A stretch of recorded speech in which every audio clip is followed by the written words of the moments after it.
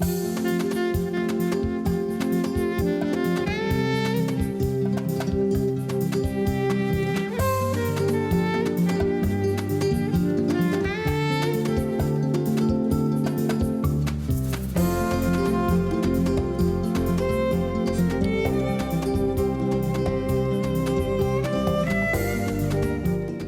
cree? Oigo la rúbrica del programa y me pongo feliz. ¿Sabe por qué motivo? Porque siento que ya estamos juntos, que ya vamos a conversar, que vamos a compartir una hora, otra hora de un viernes. Le doy la bienvenida, ya sabe que tiene usted un lugar muy especial para que converse con nuestro invitado de hoy, a quien respeto mucho y admiro de verdad, pero tengo un problema muy grave con él. Tiene tantos talentos que en una hora no voy a poder abordarlos todos. Mire, es guionista, es escritor, es fotógrafo, es documentalista, es director, es... bueno, pues esto, no le digo más cosas porque si no, no voy a terminar. Pero nos vamos a acercar a un aspecto fascinante de su trabajo, que es justamente en el terreno del cine. Prepárese porque vamos a tener, yo creo, una entrevista, una conversación deliciosa. Está con nosotros Nicolás Echavarría. Él comentó que el 9 de diciembre del año pasado las estrellas se alinearon de tal manera que se le dio el Premio Nacional de Ciencias y Artes y Literatura en el terreno de las bellas artes. No se alinearon las estrellas, lo que se alinearon fueron sus muchos talentos y, desde luego, con este premio se le reconoció la investigación profunda que ha hecho respecto del mundo indígena y el talento con que lo ha proyectado a través de sus películas.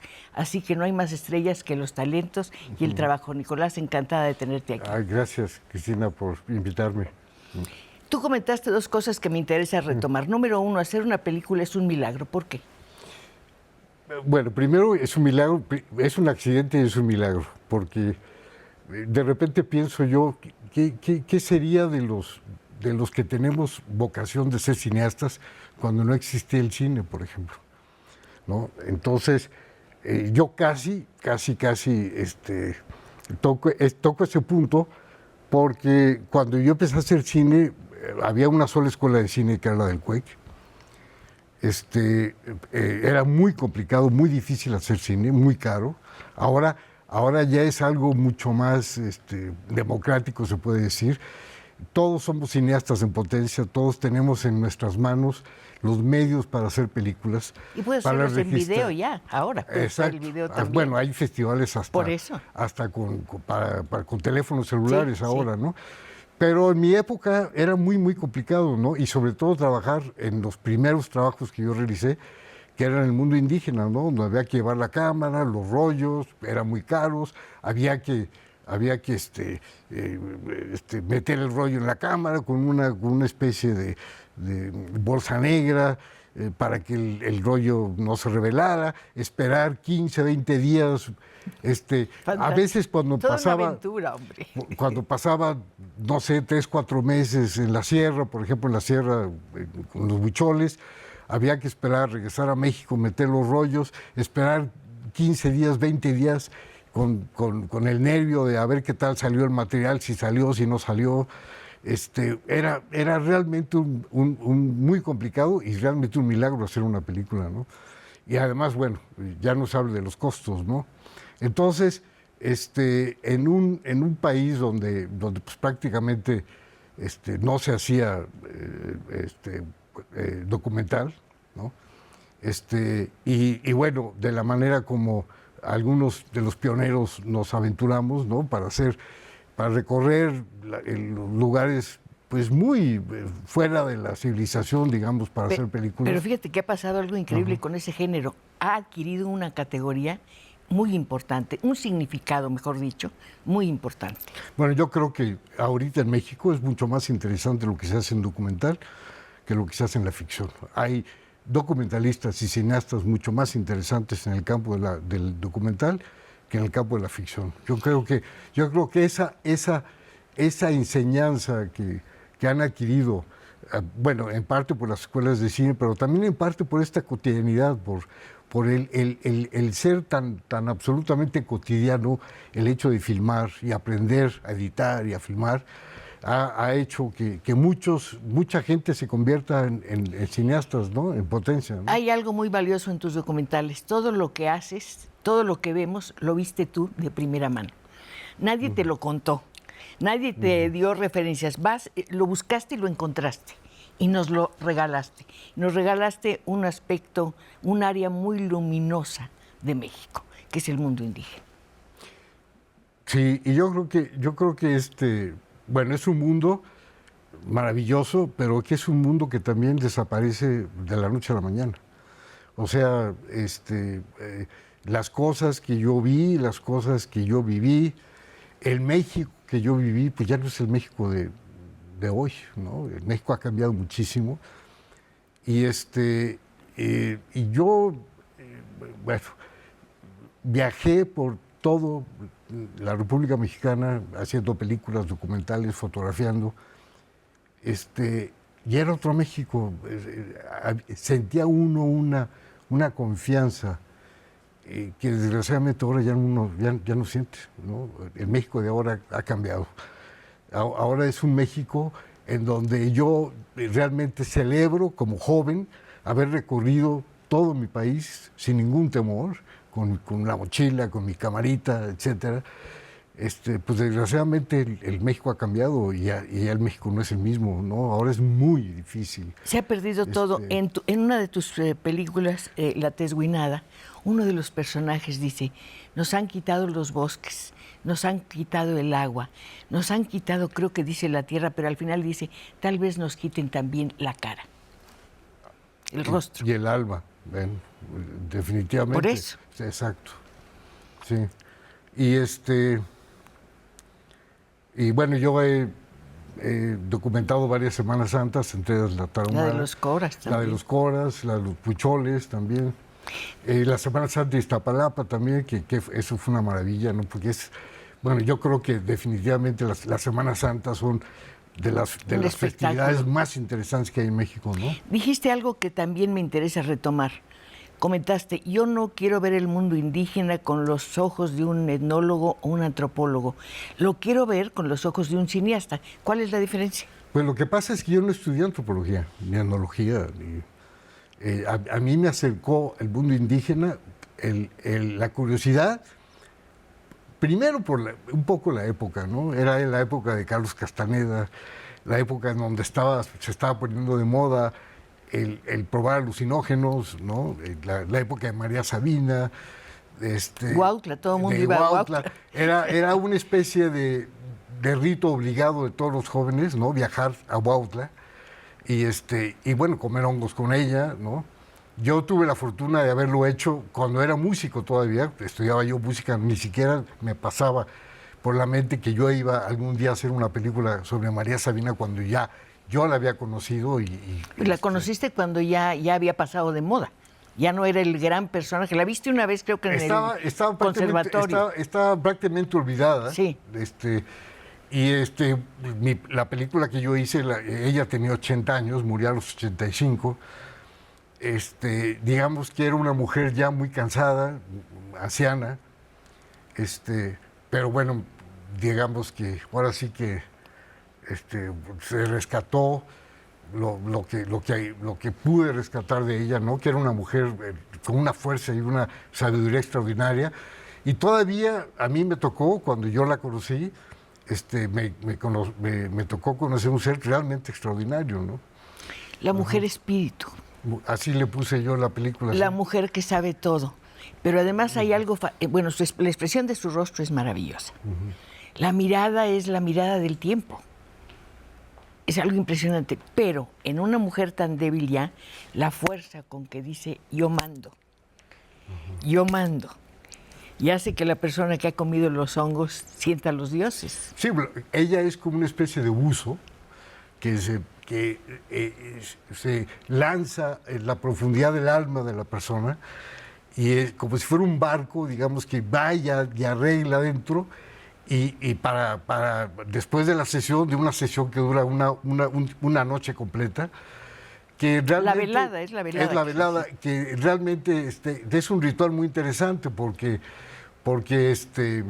al principio hay rezos, después hay cantos, después hay esta inmersión muy interesante en el alma del enfermo y cómo ella agarra y se sumerge ahí y arregla.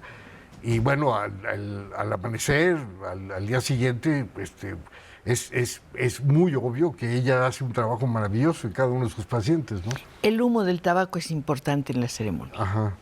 Sí, se llama el tabaco San Pedro y es una especie, bueno, todos los que hemos fumado alguna vez puro, por primera vez, sentimos la borrachera. El mareo. Y el mareo. Ella se ayuda con, aparte de los hongos, con un poquito de alcohol, con un poquito fumando, para entrar en el trance, ¿no? Y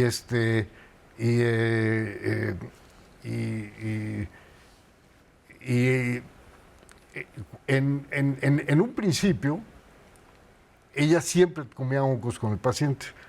Después de mucho tiempo ya dejó de hacerlo. Pero cuando yo hice el documental con ella ya a sus 80 años, ella sí consumió los hongos en la ceremonia. Y me dio muchísimo gusto que haber podido documentar esa ceremonia porque lo hizo con gente con su gente. Porque sabemos que cuando iban los turistas y los gringos y los hippies, que fue un problema tremendo, porque se juntaron ahí en casa de María Sabina cientos, y no sin exagerar, de hippies que venían de todos lados. Nicolás, perdón que te interrumpa, ella dice, estas gentes que vienen a comer hongos hacen mal, los hongos no se comen de día, se van a volver locos. Sí, es como meterse al hospital voluntariamente, ¿no? Para curar, digo, estando sano, digamos. No hay una razón profunda. No es una razón profunda para realmente vivir una experiencia que es una experiencia muy fuerte, que definitivamente no hay que tomarlo a la ligera, ¿no? Entonces, cuando ella sabe el momento en que tú lo necesitas y sobre todo ella puede intuir perfectamente por tu peso, por tu personalidad, la clase de hongos que tú vas a comer, los pares que ella va y los busca al monte y los va escogiendo. Y los ahuma, ¿verdad? Los ahuma. En incienso. Sí, con copal o con incienso. Con copal. Uh-huh. Sí. Pues yo creo que es una película, bueno, es un documental realmente, es un documental muy impresionante, muy bello y también que nos habla de los poderes superiores, pero cómo esos poderes están rodeados de soledad. Y yo sentí que se envolvía también a María Sabina. Vamos a un corte y regreso enseguida, ¿les parece bien?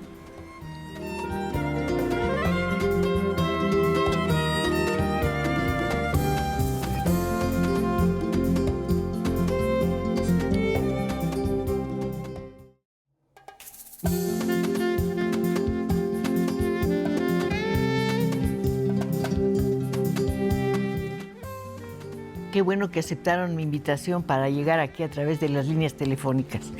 La señorita Erandi Cedeño dice, le mando un saludo muy especial al cineasta Nicolás Echavarría. Ricardo Rodríguez te dice, quisiera saber si el invitado Nicolás Echavarría trabajó para Televisa haciendo unos documentales.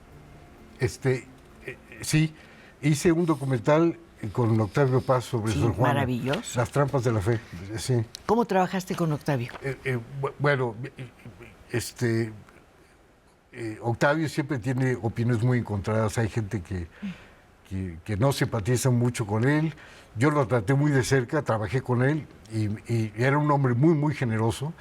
Yo cada vez que tenía una duda, le hablaba con mucha pena a su casa y entonces él me decía inmediatamente, Nicolás, vente ahorita. Yo siempre pensaba que estaba ocupadísimo. Sí. Y no, siempre fue muy generoso con su tiempo. Y yo hice el primer programa, el piloto, sobre México en la obra de Octavio Paz.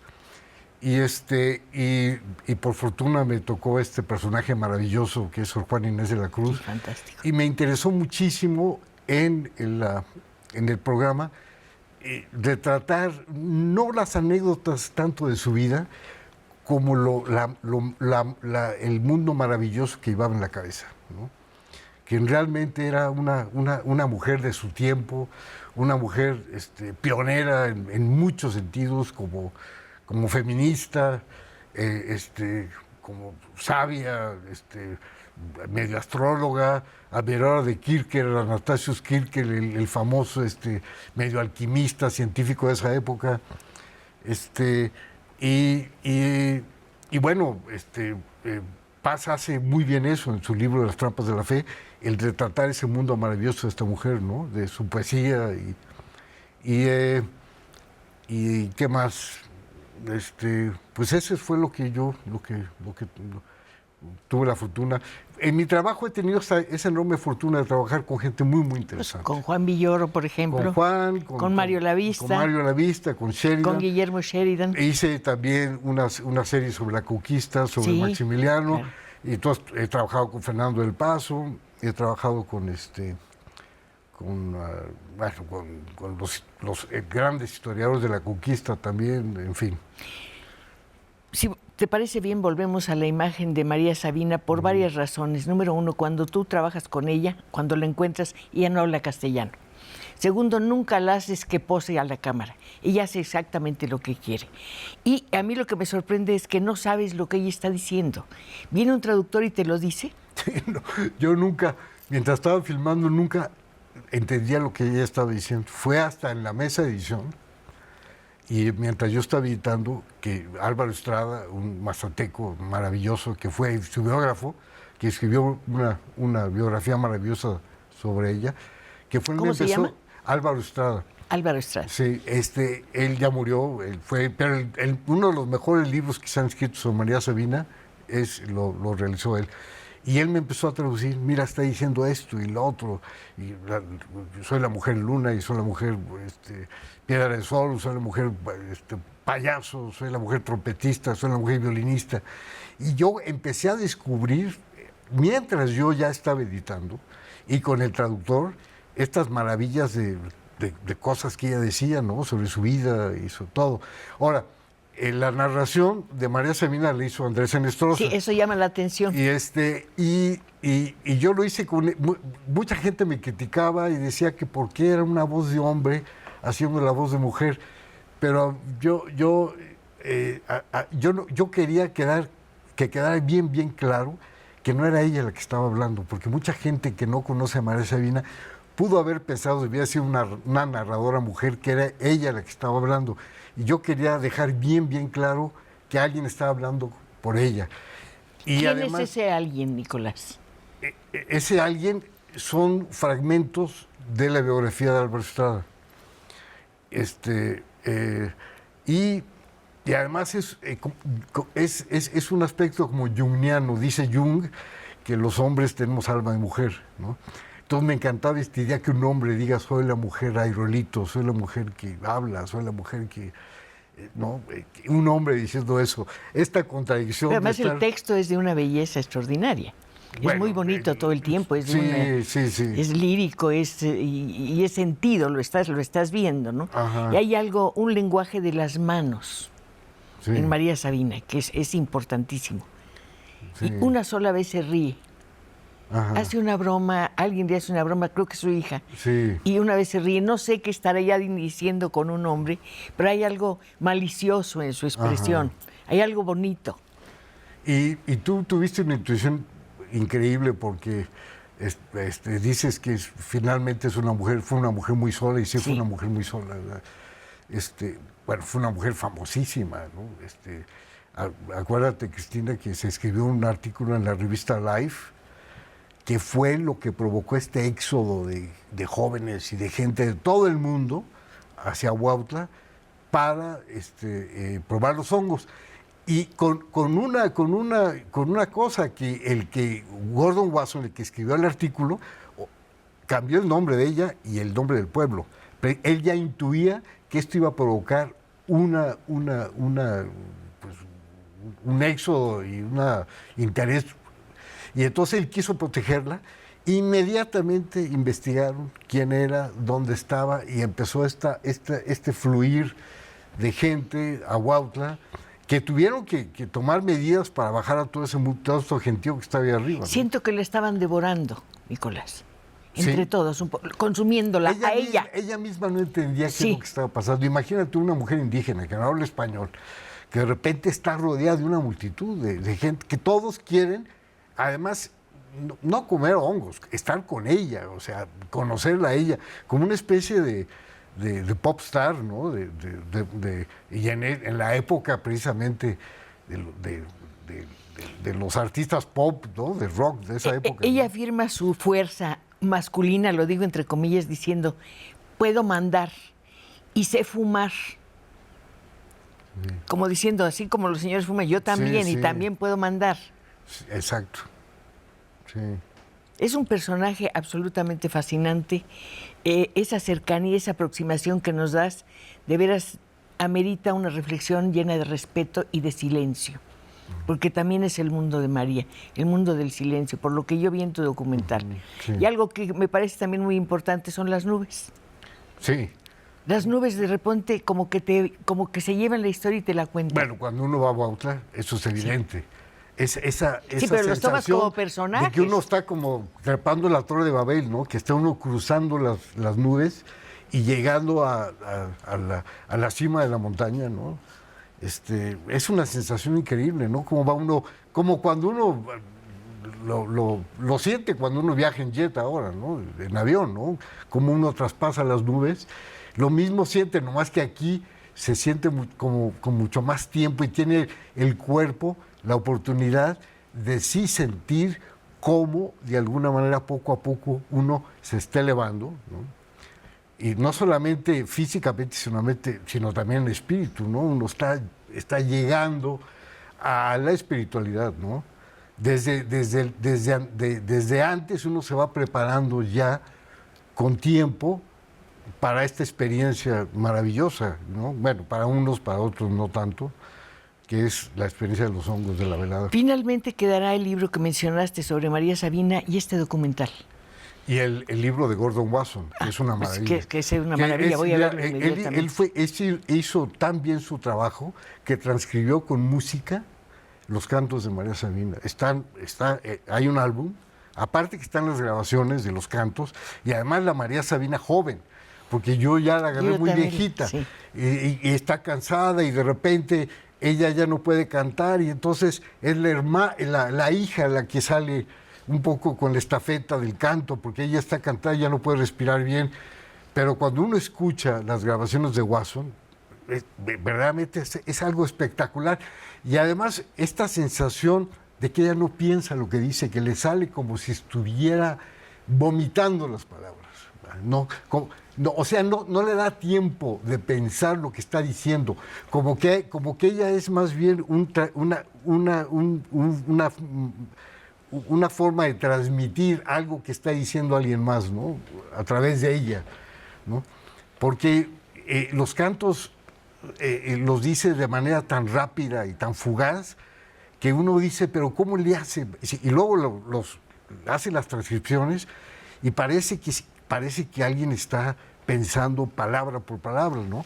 Y resulta que no, resulta que sale con una fluidez increíble, ¿no? Hay más palabras para ti. Salomón Morales, le mando un saludo muy especial al maestro Nicolás Echavarría. Me gustaría saber qué le dejó cuando hizo el cortometraje Semana Santa Tarahumara. Bueno, ¿qué te dejó? Imagínate. Creo que, repito, las Semanas Santas en México es lo más espectacular que tenemos, ¿no? Esta tradición de los frailes primeros que llegaron a México para evangelizar a los indígenas, hicieron este teatro misionero, ¿no? A ver, tú eres Cristo, a ver, tú eres los apóstoles, tú eres esto y tú eres lo otro. Cada región, cada lugar de México tiene su propia Semana Santa. Claro, con el tiempo, y los años, y los siglos, se empezó a transformar y cada una empezó a agarrar una manera diferente, ¿no? Y a cambiar, y además hay unas que ya no reconoce una Semana Santa. Y ese caso de la Judea, por ejemplo. Es tu primer es mi primer documental. De 24 minutos. De mi tierra, de Nayarit, de Los Coras. Santa Teresa. Y uno ve esa Semana Santa y uno ya no entiende nada, ni quiénes son los apóstoles, ni quién es Cristo, ni quién es... Es bélica. Y yo creo que por la tradición del famoso tigre de Álica, señor bandido del siglo XIX, aliado de Maximiliano de Habsburgo, que encabezó una de las principales rebeliones indígenas en México. Y los coras y los huicholes eran sus soldados, ¿no? Tenía un ejército de 20 y tantos mil indígenas, y entonces ellos recrean esta guerra con machetes y palos, ¿no? En medio de la Semana Santa, que es muy violenta. Casi nunca dejan filmar a nadie. Yo, de milagro, a mí me dieron la oportunidad de hacerlo. Pero hay una cosa muy bonita. Cuando llaman con el tambor, al tambor le llaman flor de ruido, que es muy bonito. Sí. Dice, no es un llamado a la guerra, es un llamado a la fiesta, a la celebración. Y otra cosa, dice, la soledad otra vez. Sí. Cuando estamos solos, nadie nos ve. Cuando alguien nos ve, existimos. Pues imagínate un pueblo, que muchos de México todavía, que viven completamente aislados y separados unos de otros, que no tienen la oportunidad de estar juntos. Entonces, cada vez que tienen esta oportunidad de hacer una fiesta, ahora sí que hacen un reventón. Yo tengo que hacer un corte. Sí, el reventón es impresionante. Sí, sí.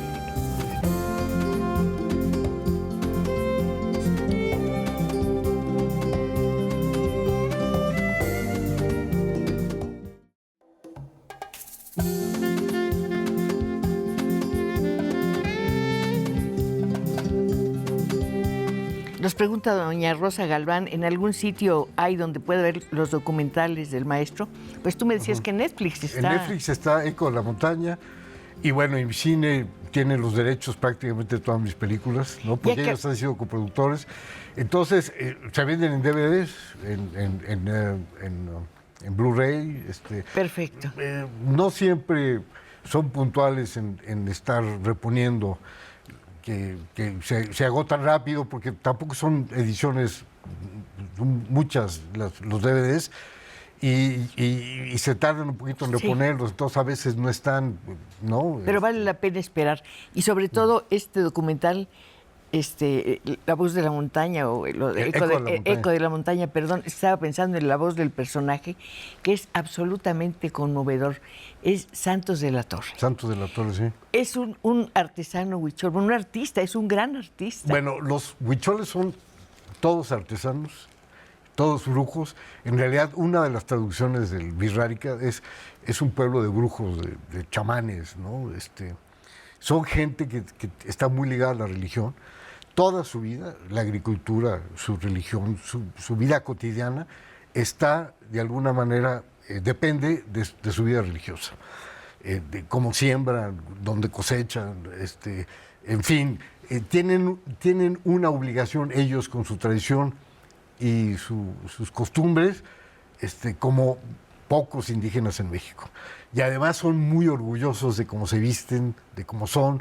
No les da pena andar vestidos de esta forma maravillosa. Sí, andan en Nueva York, andan en Los Ángeles, andan en Europa. Santos ha estado en la India, obviamente ya estuvo en Francia, invitado también por el gobierno francés. Conmigo, con la película, viajó a Medio Oriente, estuvo en Abu Dhabi, y se comportan como unos caballeros, ¿no? Además, un hombre en ningún momento están acomplejados o se sienten, al contrario, cada vez que entramos a una película o un estreno de la película, entraban realmente partiendo plaza, ¿no? Diciendo, yo estoy orgulloso de aquí, nadie se avergüenza en mi pueblo de lo que somos, ¿no? Pero además son grandes artistas, y él es autor de un mural que yo creo que nos tienes que contar esa historia. Sí, bueno, yo descubrí a este personaje por esta noticia. A Santos. A Santos de la Torre, por esta noticia de que el presidente Zedillo le había hecho un regalo al presidente Chirac en una visita que hizo Zedillo a Francia. Le llevó el mural de Santos de la Torre y se inauguró en el umbral del Museo del Louvre, en la estación de metro, Museo del Louvre, Palais Royal. Pero no invitaron a Santos, man. O sea, estaba todo el mundo ahí. Bueno, menos él. Menos él, ¿no? Entonces, eso fue lo que a mí, por un lado me indignó, pero por otro lado dije, no, bueno, ¿qué personaje Lo quiero conocer, fui a su casa, metido en la sierra, que por cierto ahora ya es una zona muy peligrosa porque está en Zacatecas, la sierra de Zacatecas imposible. es zona de narcos y eso. Y desde que lo conocí la primera vez me encantó el personaje, ¿no? Digo, tan maravilloso es que muchas veces cuando uno hace un documental uno recurre a un narrador. En este caso no había ninguna necesidad. Pero además tiene un sentido del humor extraordinario porque no le importa que no lo hayan invitado. Lo dice con un gesto de burla, como diciendo, qué tontos, ¿no? Me debieron invitar. Pero por otro lado dice, vi que armaron mal el mural. Sí. Están mal colocadas las piezas. Sí, bueno, y lo que él está contando es la cosmovisión. Son 30 paneles de 30 por 30 y entonces él mismo de repente se hace bolas, ¿eh? O sea que... pero hay una cosa realmente interesante de que al principio cuando uno hace un documental, uno sabe cómo empezarlo, nunca uno sabe cómo lo va a terminar. Y al principio yo tenía esta idea de hacer una especie de crítica de esta falta de educación, de no haber, y lo han indictado por ser indígena, porque a alguien se le olvidó, yo no sé. Pero finalmente dije, bueno, voy a tocar el tema, voy a tocar la cuestión esta de la injusticia, pero les voy a demostrar lo mensos que son por no haberlo invitado. A qué tipo de personaje, a este sabio. Y entonces, de repente se nos ocurrió a los dos que vamos a hacer un nuevo mural, pero vamos a hacer la historia, la mitología, la historia de los huicholes. Que cada uno de los fragmentos del mural, él explique cada uno de los paneles y que al final tenga uno una idea completa de cómo se creó el universo, según los huicholes, cómo se creó el hombre, el maíz, ¿no? ¿Por qué ellos son tan religiosos? ¿Por qué van a Viricuta, al desierto, a recolectar el peyote? Lugar sagrado. ¿Por qué van a unos oasis que hay en el desierto? Todo eso lo explica él, y lo explica muy bien, de una manera muy sencilla y de una manera muy sabia, muy inteligente, ¿no? Los tarahumaras, bueno, en el documental sobre los tarahumaras, la voz en un momento dice, somos hijos del sol y de la luna. Pero luego dice, somos de arcilla. Sí. Y luego dice, la mujer nació de mi costilla. Fíjate que es sincretismo, sí, ¿no? Sí. Bueno, también en la mitología de los huicholes está el diluvio, ¿no? Hay un momento, bueno, eso está en los nahuas también, con el cuarto sol y el quinto sol y todo eso. Esta cuestión de los mundos que se van terminando con el viento, con el agua, con el fuego, y ahora que nos toca el terremoto con el quinto sol, que Dios nos agarre confesados, man, ¿no? Que es el quinto sol, es el terremoto, es el movimiento de la tierra, ¿no? Hace un momentito, y no nos asustes más, Nicolás. No, pero eso dice, bueno, los que saben interpretar la piedra del sol, eso es lo que dice. Te diré que no pagues la tarjeta. Aprovechando, ¿no? Bueno, en el corte estábamos conversando Nicolás y yo, y le hice una pregunta que espero no le haya molestado y me dijo que no le molestaba. Le pregunto si a través del documentalismo quiere hacer un trabajo similar al que hizo Fernando Benítez con los indios de México. Pues sí, yo creo que tenemos esta misma vocación, de esta pasión de entrada. Bueno, yo no sé si la de Fernando fue de esa manera, ¿no? Pero la mía, al menos, como documentalista, yo empecé con los indígenas. Con los coras. Con los coras, y mi último documental es sobre los huicholes. Bueno, he trabajado con tarahumaras, he trabajado con popolocas, he trabajado con hablas de los popolocas y tenemos que hablar de esa película que te digo, de ese documental que para mí es el mejor de todos, ¿no? Sí. El Poetas Campesinos. Es una historia absolutamente conmovedora, de una gran belleza, donde todos los elementos están, hasta las cajas que están al principio con los instrumentos musicales, tienen una razón de ser. Sí, ahí están las partituras. Pero a mí me atrajo mucho ese elemento de ese baúl como secreto. Lo sacas 2 veces. Sí. Y nunca digo ni enseño lo que hay adentro. Ahí están las partituras. Claro. Y a mí eso me parece tan increíble porque estamos hablando de indígenas del sur de Puebla, sí. Que es una zona desierto lleno de piedras, en donde ellos no hablan español, Hablan popoloca. hablan popoloca y leen música clásica. O sea, desde niños. Sí, tocan poeta y campesino. Con la mano, aprenden mi, sol, si, re, fa, aprenden, y todos leen música desde chiquitos, y muchos de ellos ya son concertistas, son parte de importantes orquestas, una de Chicago incluso, ¿no? Hace poco me hablaron para darme la noticia de que uno de los niños que yo fotografié en esa película ya trabaja en la Sinfónica de Chicago, ¿no? Que digo, no puede ser, ¿no? Esta maravilla, ¿no? La cinta, el documental, perdón, empieza con un hombre que está enseñándoles justamente las notas a los niños. Primero se los dice en popoloca y lo explica. Estoy diciéndolo en popoloca, ahora se los voy a decir en español. Y los niños tienen una expresión ávida, encantadora. En esta cinta realmente son personajes muy importantes. Es un documental de la alegría, del asombro. En una pobreza sí, verdaderamente extrema.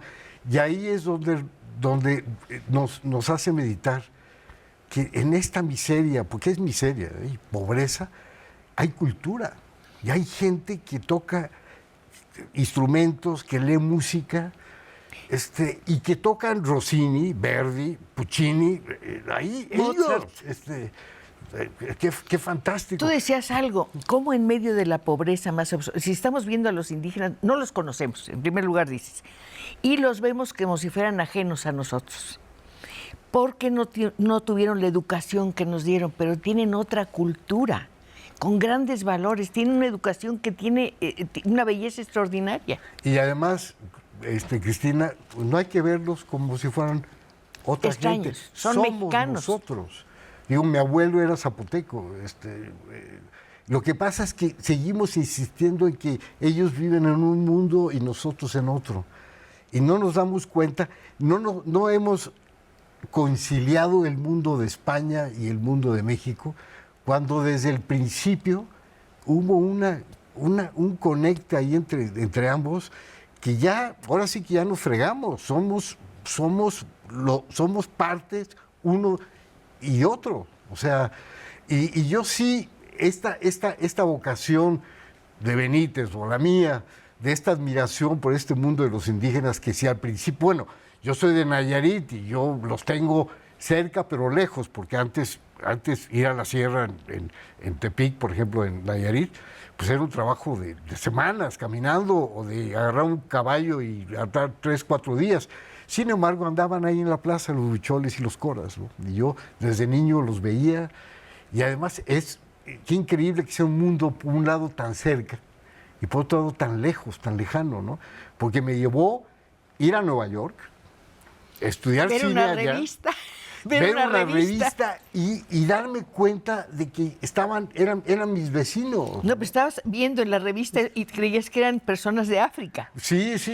Y bueno, algo coras. Que está tan cerca, que estuvo tan cerca de mí y que al mismo tiempo está tan lejos, no solamente físicamente, en la cabeza también, ¿no?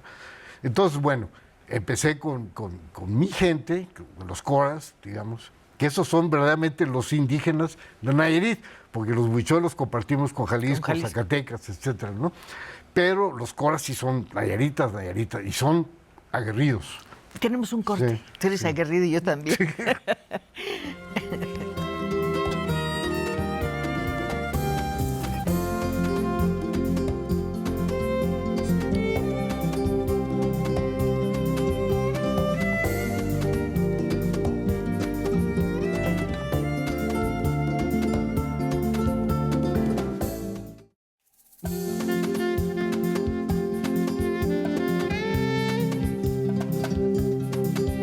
Me tengo que apurar con las llamadas porque ya se nos está acabando el tiempo, pero todavía tenemos unos minutitos para escuchar a nuestro invitado de esta noche.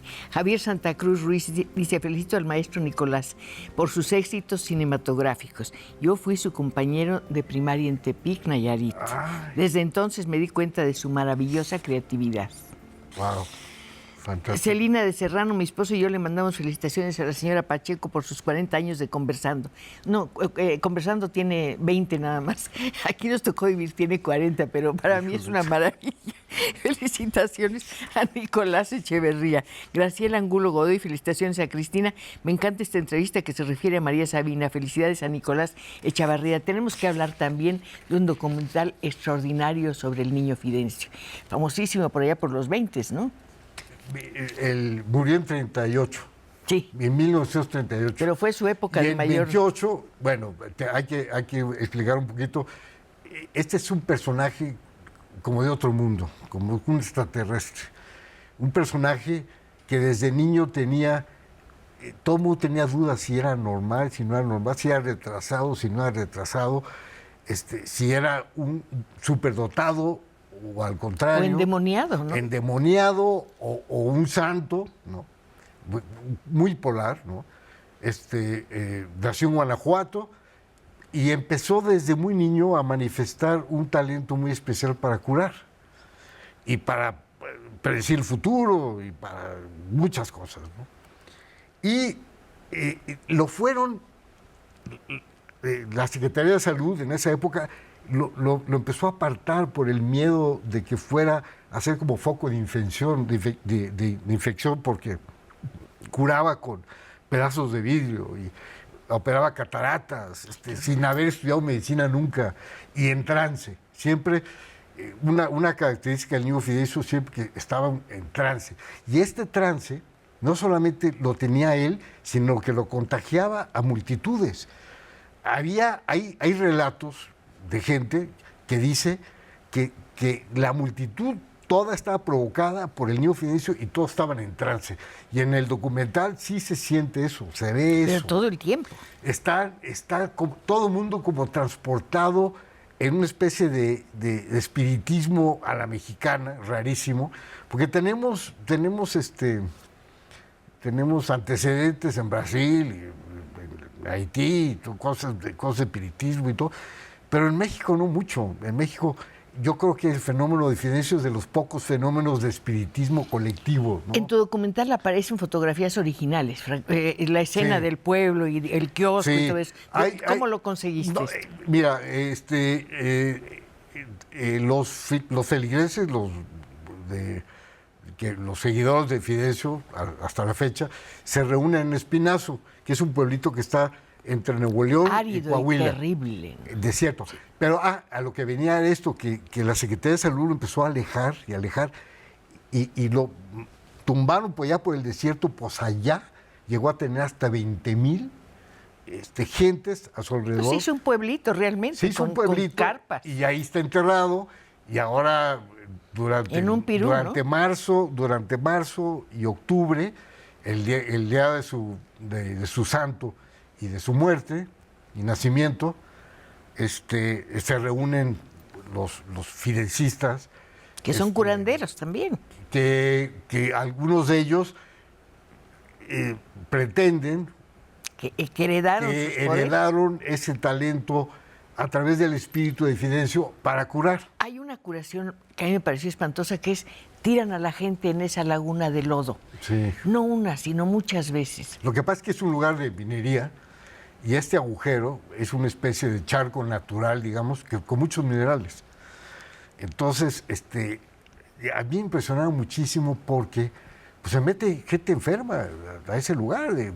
Todos están enfermos y a nadie le preocupa estarse... Y el pirú está lleno de como de exvotos y de fotos. Que esa es una cosa como arquetípica, digamos, esta cuestión de que, bueno, ya acordemos que Buda curó abajo de un árbol y esta cuestión de recibir el don de la curación y el don del espíritu bajo un árbol, así es como cuentan que el niño Fidencio obtuvo sus poderes para curar. Entonces, empezó a hacer masajes y inventó pomadas con gobernadora y con las cosas que hay en el desierto, incluso con peyote, etcétera. Y poco a poco empezó a meterse a hacer cirugía, pero con lo que encontraba. Agarraba una botella, la rompía, un vaso, y agarraba el vidrio y empezaba a sacar tumores o a sacar cataratas. Y bueno, esta preocupación, eso está muy bien documentado por la Secretaría de Salud de Monterrey de esa época, que esta preocupación de las infecciones y todo, murió joven, murió a los 40 años, murió gordo, de cirrosis, igual fue una cirrosis que se la transmitieron, no, algunas gente dice que era alcohólico, pero pues yo no sé, ¿no?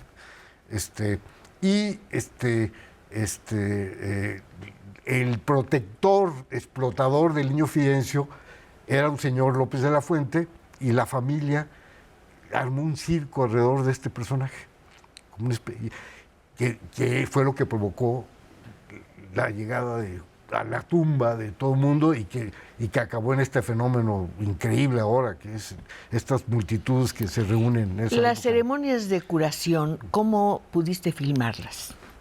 Es que estaban en todos lados, Cristina, en todos lados. Sí, había uno aquí, otro allá, otro acá, otro acá, todos con su gorrita con sus túnicas, sí, y todos en trance y hablando, como hablaba el Niño Fidencio, que tiene una voz atiplada, se dice. Sí. Sí, así hablaba, así todo. Y entonces todos hablan así, y todos, cuando llega el espíritu y los posee, ellos empiezan a hablar de esa manera, ¿no? Entonces, es muy curioso porque el conjunto de voces hacen un coro rarísimo, bastante friki, la verdad. Pues debe ser pavoroso. Sí, porque cuando todos están hablando con ese tono de voz, pues sí, pues uno se pone ahí medio. Ahora, yo fui en 2 ocasiones, en marzo y en octubre. La gran fiesta es en octubre, es del 17 y 19, que conmemora el nacimiento y la muerte. Está con 2 días de diferencia. Y el 19 de marzo es el día de su santo, José Fidencio, sí, de Jesús Cíntora Constantino. Y entonces, estas señoras que aparecen en el documental, unas señoras muy obesas. Las 2 hermanas, sí. ¿Son hermanas? Son 3 ellas. Son 3, sí. Ellas son las que heredaron del papá, y ahora ya murieron ellas, ahora son los hijos que se pelean el privilegio de explotar el personaje, y el que todavía existe, y que el espíritu seguramente de Fidencio pues da para rato, ¿no? ¿Y de qué vive el pueblo? ¿De eso? No vive nadie mientras no está la fiesta. Es cuando es un pueblo fantasma. Es un pueblo fantasma. Lo que pasa es que antes pasaba el tren de Saltillo a Monterrey, y entonces en mi documental empieza así el documental, con la llegada del tren, sí, sí, sí, y cómo se va bajando la gente y este gentío y desde que se bajan... Es muy bonito, salen por las ventanillas. Desde que se bajan del tren, se tiran al suelo y empiezan a arrastrar hacia la tumba. Una cosa impresionante. Y esa es una sensación también que yo tuve como muy rara, porque de repente... Y yo lo entendí, porque de repente hay gente que tiene tanta culpa de que se mató a alguien o violó a alguien, o yo no sé, que tiene esta necesidad de limpiarse esa. Y entonces lo hacen, pues, ¿cómo? Sufriendo y castigándose y dedicando ese dolor a una deidad o a un personaje, ¿no? Porque pues no todo mundo va y termina en la cárcel. Hay unos que cargan con la culpa pues durante su vida, ¿no? Y había muchos casos de personajes así, ¿no? Que están buscando limpiarse a través del dolor, ¿no? ¿La Iglesia qué posición toma ante este personaje? No simpatiza para nada. No, obviamente. No, imagínate. No, bueno, es casi un peligro de convertirse en una secta, digamos, ¿no? Y bueno, en Estados Unidos, digamos que es mucho más común que haya protestantes y no hay... La minoría son católicos. Aquí en México somos un pueblo católico, ¿no? Nos quedan 2 minutos. Dedica uno a que me digas de tu proyecto de Alicia y el Tigre. O el Tigre de Alicia. Álica. Álica es la sierra de Nayarit. Álica. Es la sierra de Álica. O sea, lo vi Alicia en un periódico. digamos por la Sierra de Álica, o gracias a la Sierra de Álica, los nayaritas somos independientes de Jalisco. ¿Ves? Porque ahí habitaba en el siglo XIX un bandido que siempre les hizo la vida imposible a los jaliscienses y a los liberales. Él era conservador, aliado de Maximiliano de Habsburgo, y era conservador porque él quería defender los derechos comunales de los indígenas. Sabemos perfectamente que Juárez en adelante, bueno, él siendo indígena, de alguna manera trataron de evitar que existiera la propiedad comunal. Lo que hicieron fue romper con ese esquema de la propiedad comunal y hacer predios y darle a un señor, a cada uno, un predio. Eso provocó las haciendas, finalmente provocó la revolución y Zapata. ¿Cuándo vas a empezar con Álica? Llevo 10 años en ese proyecto y no he podido conseguir los fondos para hacerlo, como muchos otros proyectos. Sí, por eso decías que estás triunfante, pero frustrado también. Bueno, lo que pasa es que por eso digo que hacer cine es un milagro. Digo, Cabeza de Vaca me llevó 10 años realizar esa película. El tiempo que más tardaste en hacer una película. 10 años. No había recursos, era complicado.